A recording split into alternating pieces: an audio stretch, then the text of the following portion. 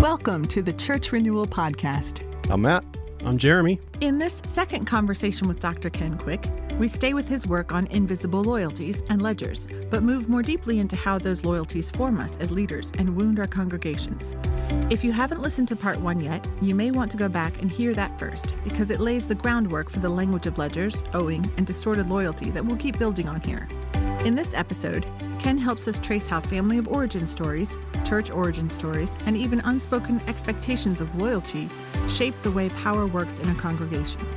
Along the way, we ask what it means to move from loyalty to faithfulness, to reorder our priorities under God, to tell the truth about generational patterns, and to let the gospel begin to heal what's been broken instead of simply replacing people or structures. As you listen, we'd invite you to hold 2 questions in mind. What family and church patterns do I carry into my leadership? And where is my congregation still living out of old pain instead of gospel-shaped faithfulness? So let me ask you this. It's very easy to take a swipe at a pastor who says, you owe me. As my staff member, you owe me. Blind loyalty. Mm-hmm. But process, not content. Where does that come from? How can I sit back and say, what was going on prior to my entering into this relationship, that what I'm entering into has a starting point of this dysfunctional? How can I better understand that and be able to have compassion for it, but also be a well-differentiated self here who will probably get fired? Okay. High likelihood. But I can give what I do owe, but not be held hostage or exploited, would be the term that he uses, for something I don't owe. How do I look at that from a Christian grace perspective and say, I can see where this went wrong. I can see where the need, where the pain, where the fear, where the anxiety exists, and I can see how this is a gospel issue. For the senior leader. Yeah. I don't know. I tend to, maybe this is where your brain went to, Dr. Q, but I think about family of origin many times. So we have not talked a ton about family of origin. So maybe you could give just a minute about how the influence of family of origin comes out in the ways that leaders sort of think about their leadership. Is that a fair way to set up the question? Yeah. In the book I wrote called Healing the Heart of Your Church, I talk about the 4 families that every spiritual leader has. And the first is their family of origin, the family you grew up in, the family that you enter into in marriage and create, and the family of the congregation that you become a part of and get wedded to in a very real sense, and then the family of God. You are God's child as well. So those 4 families shape you. The one that has the most impact on you is your family of origin, because that's where you were learning your value system, that's where you were learning gender roles, that's where you were learning what's important in life, the value system. You are getting cultural things, you are getting ethnic things from your family of origin, all of which are shaping you. And then you enter into those other 3 families, those big ones, even the child of God. And a lot of times you are projecting onto God the very same issues. If you had an issue with your father who was demanding, if you had a mother who was an alcoholic, you all of a sudden are projecting onto God as his child the very same dynamics that you experienced. It's interesting. My parents were not believers with me growing up, but they had both come out of abusive families, and they were very reflective. It's very interesting that despite the fact that both of my parents came out of very difficult backgrounds, they were really thoughtful. And they were thoughtful with my brother and I. They were imperfect, but they were thoughtful.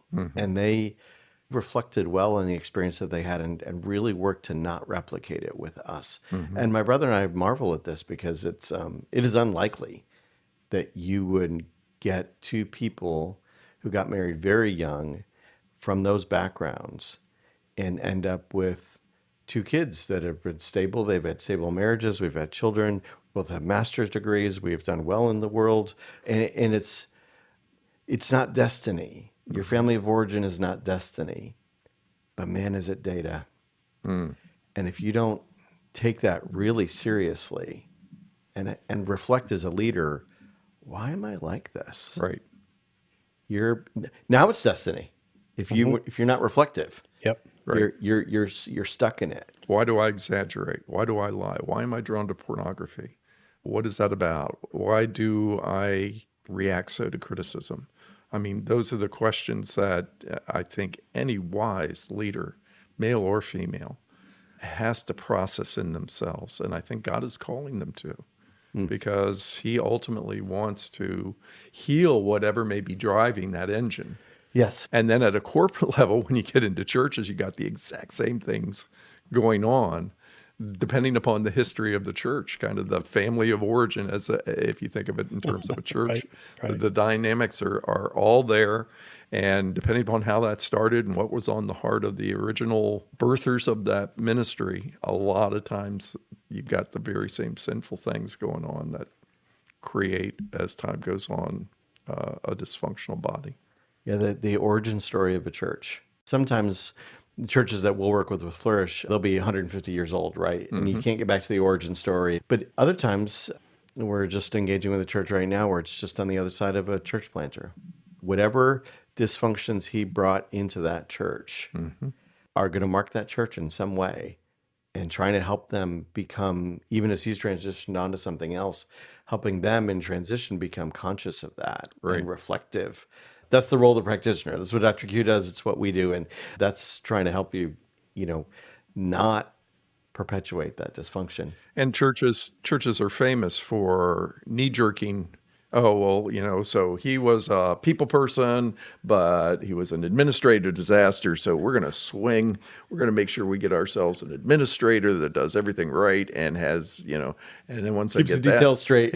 He can't relate to anybody in the church, but he's really going to get everything organized. And so that they have that for a couple of years, and then he leaves and they go, oh my gosh, we can't, we got to get somebody who knows how to relate to people. And so the churches just, fluctuate back and forth. Yeah. You scapegoating everywhere because obviously the problem is not us. The problem is not the process. We just have the wrong. So we're in a place now where we have just, for the sake of argument here, you're the pastor demanding loyalty of me.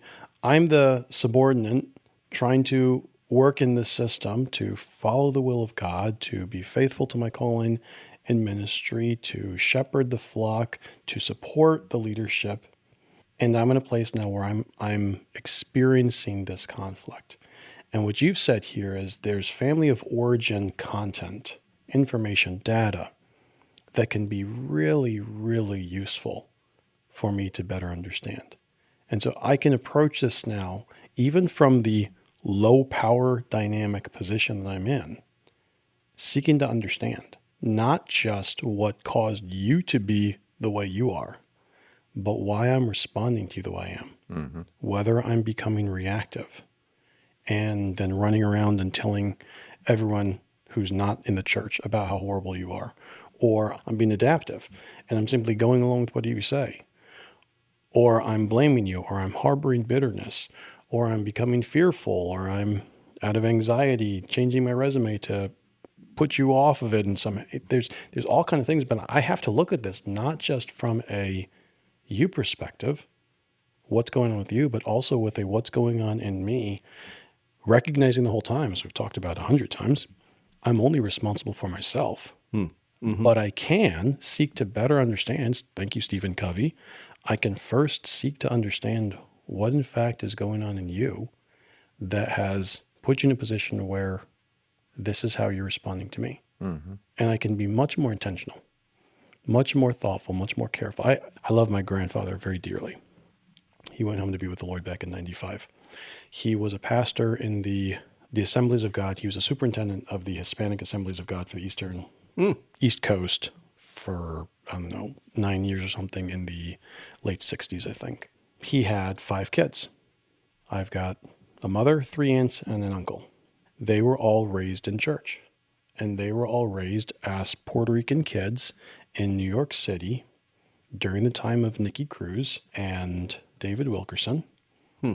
And my grandfather and his wife were pastoring in this context where, there are multiple stories I've heard about my grandmother or grandfather going and breaking up gang fights and taking the weapons from the gang members and putting them in the desk drawer because there was respect for elders at that point, even at at that time in the way that civilization was already breaking down, there was still a high level of respect for elders. But there was also a high expectation from my grandparents, so that my grandmother reportedly would stand at the door with sweaters to hand to people, specifically women, as they were coming in, if they were not deemed to be showing sufficiently little skin. Those stories, and my grandmother is still with us. She just turned 102. And I've talked with her about these things, but I've also talked to my mother. I've also heard about how my mother, at least in her experience, was expected to, by her action, uphold a particular image. And that did not always work out for my mother's good. There was an expectation, a loyalty, both from the family of origin, in terms of Hispanic culture and the way that family loyalty is understood. There was a Christian morality side of this. There was a pastoral side of this, where you're a pastor's kid, and they lived under all these things. And, as much as I know my grandfather loved the Lord, he didn't get these things right all the time. Now, my mother can go back if she wants, and she can deconstruct, and she can start hating on her parents, and she can start hating on the gospel, and she can start hating on God, and she can start hating on patriarchy and all these things if she wants to. She hasn't. She's recognized that her father was a flawed man living in a flawed world, and she's a flawed person who got to live in a flawed world with other flawed people. Thanks be to God, he came to save sinners. Yeah. That's, I think, a healthier approach. But if you're not able to recognize that these dynamics are at play, you really are left a victim in a storm without any kind of compass. And I'm not saying that, Naj or Friedman or anyone else gives us the GPS and the map, but they do give us a compass and say, here's a direction you can be looking in. This is what north looks like. If you're not facing that way, this is what it might look like.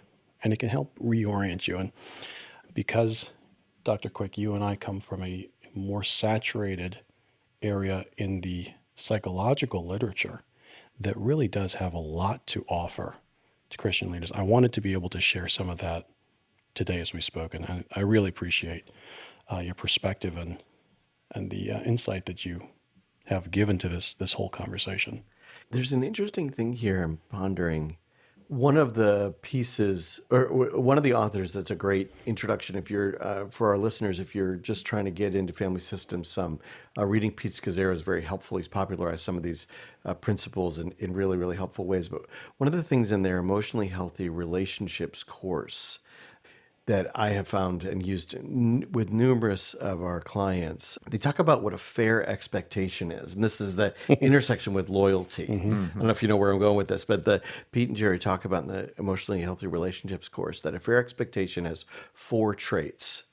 Maybe you're the person who's under someone who demands loyalty. Maybe you're somebody who is in the position of sort of demanding loyalty, and you're trying to think, you're going, I haven't been doing this right, or I'm in a system that doesn't work right. How do you help remedy that? This has been very, very helpful to me. So what's a fair expectation? It has 4 traits, according to Scazzero. If I have an expectation, it's conscious. Like I know I have it. It's verbalized. I say it. Dr. Quick, we expect you to be at the church at 10:30 to begin the podcast, right? It's verbalized. It's and this is the Matt summary, so these words are probably not the perfect ones, but they do get the essence. It's doable. Like you could physically, emotionally, spiritually do the expectation, right? You could get in the car and drive here today to the church, right? And then the last one is the kicker. Yep. It's agreed upon. And so I think that many times where we end up, this observation from Naj about loyalty is, it's an is, right? It is the way that we mentally work. But the way I think that we make it better is if we've done this, like we've actually talked about, here's the fair expectation for our relationship. And so that everybody's clear and we're not sort of in the dark, because where that loyalty ends up in bad places is when it's in the dark and then it sneaks out. Right. And now we got all kinds of problems because you're like, I had no idea that you were expecting that, right? But you very naturally expected a certain kind of loyalty.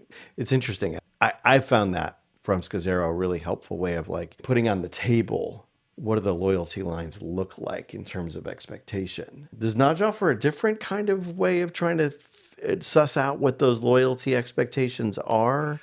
Yeah, I think that the thing that impressed me about Naj as I read him is just how thoughtful all these dynamics are, especially, I think the metaphors we choose, and given that Naj chooses an accounting metaphor for relationships, yeah, it's interesting. Is with all the kind of fingers and dimensions that accounting dynamics would bring to a relationship to understand what deficits and credits and all that kind of thing. I think anyone would be helped by kind of exploring that, just taking that metaphor and looking at relationships in terms of what I've been given versus what one of his books is called Between Give and Take. So what am I giving? What am I taking? Am I giving more than I'm taking? Am I taking more than I'm giving? All of that, again, in just an accounting context. And does that mean I owe something to the relationship, or does that mean I'm owed something in the relationship? So all of that, I will mention this about Scazzero just because people know him. I graduated a year after him from the same program. So oh, wow. Okay. My family systems training is from the very same context. I took mine in the direction of healing church as he took his in the direction of the emotionally healthy. Oh, that's fascinating. Church. Was that Eastern? I didn't know that. Eastern. Yeah, from Eastern. Baptist, yeah. Yeah, okay. That's actually fascinating. So in the business world, Matt, you know this, I'm sure, but going back to what it means to have expectations, we can talk about SMART goal setting. The acronym SMART.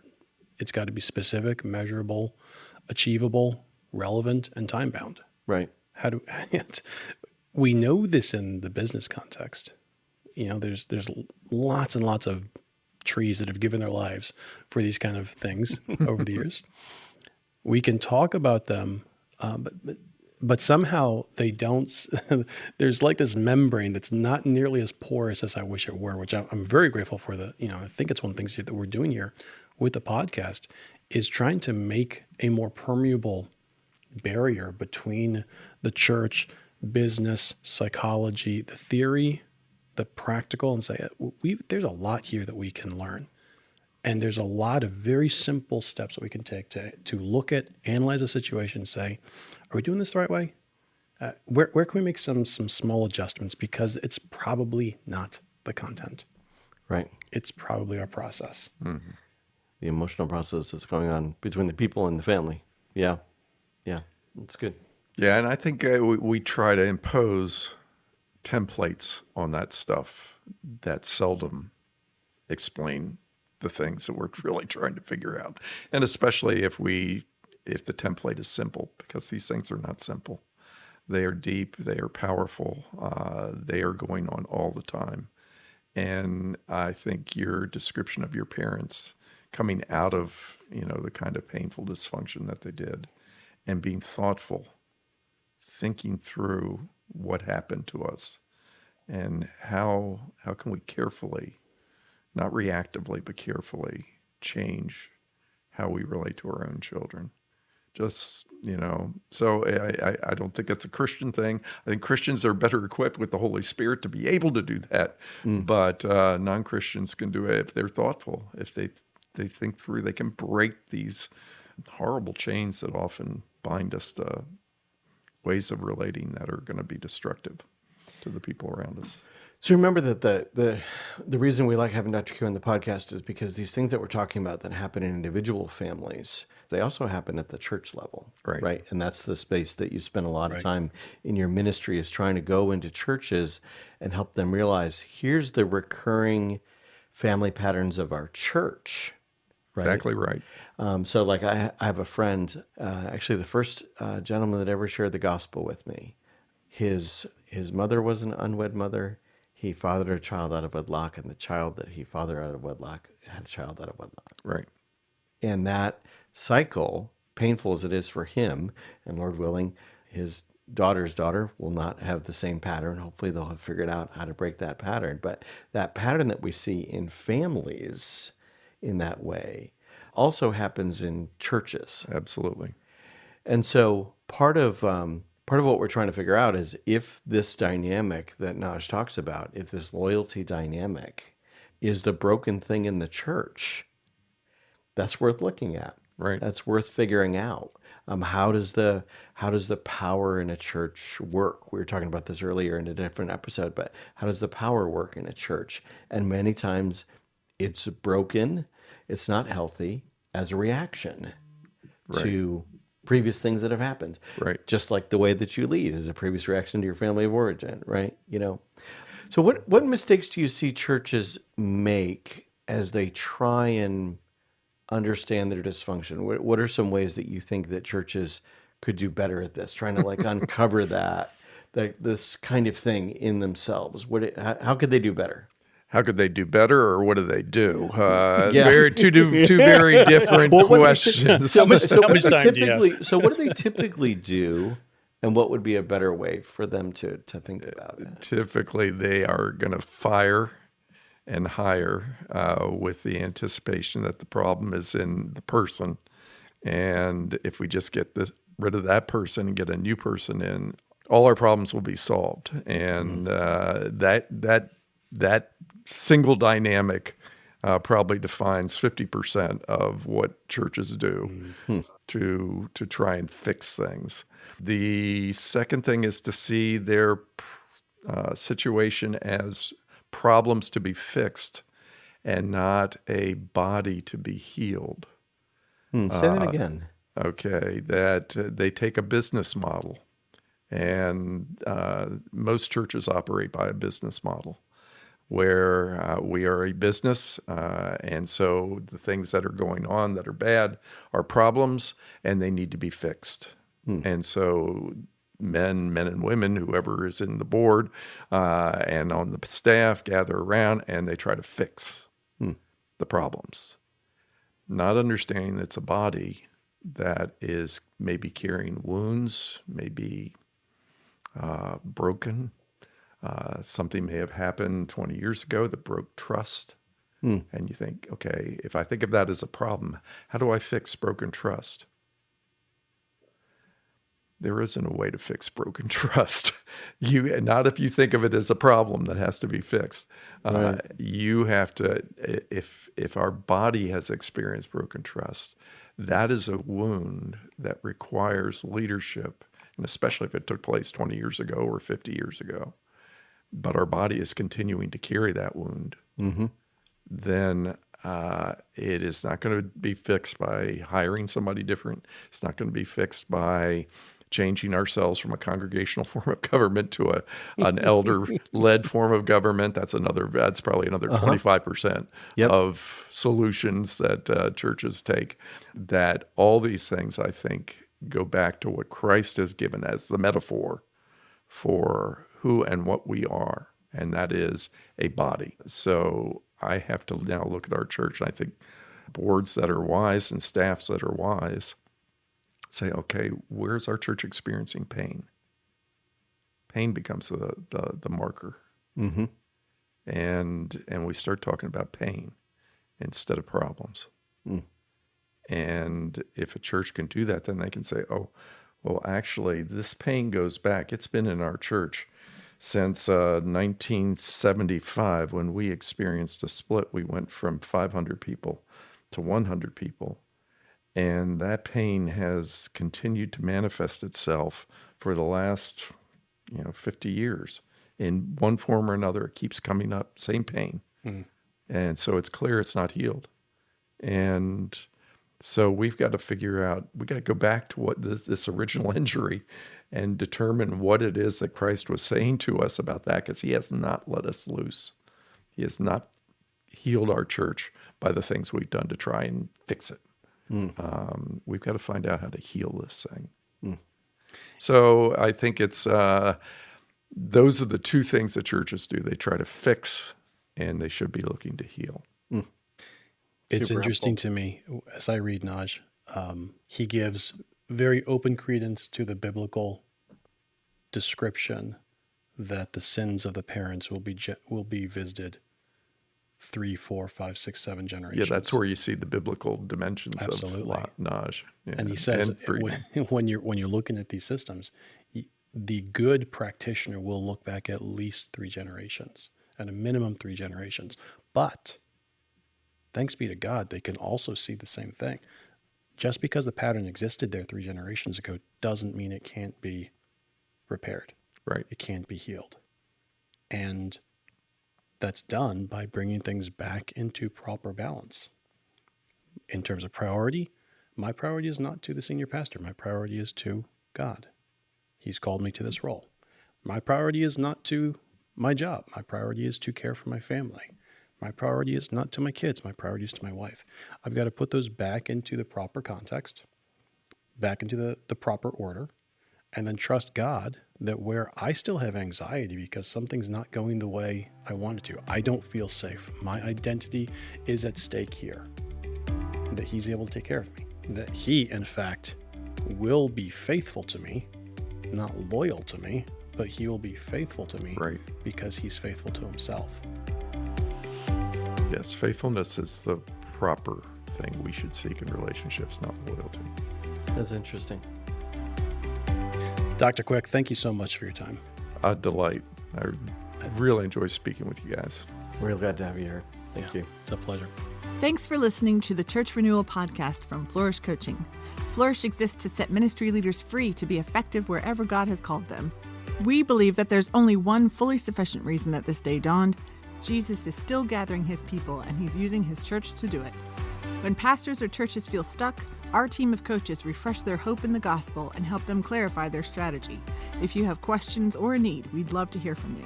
For more information, go to our website, flourishcoaching.org, or send an email to info@flourishcoaching.org. You can also connect with us on Facebook, X, and YouTube. We appreciate when you like, subscribe, rate, or review our show whenever you're listening. It can be hard for churches to ask for help, so when our clients tell us who referred them, we'll send a small gift to say thanks. A huge thank you to all our guests for making the time to share their stories with us. We are really blessed to have all these friends and partners. All music for this show has been licensed and was composed and created by artists. The Church Renewal Podcast was directed and produced by Jeremy Seferati in association with Flourish Coaching, with the goal of equipping and encouraging your church to flourish wherever God has called you. Bye for now.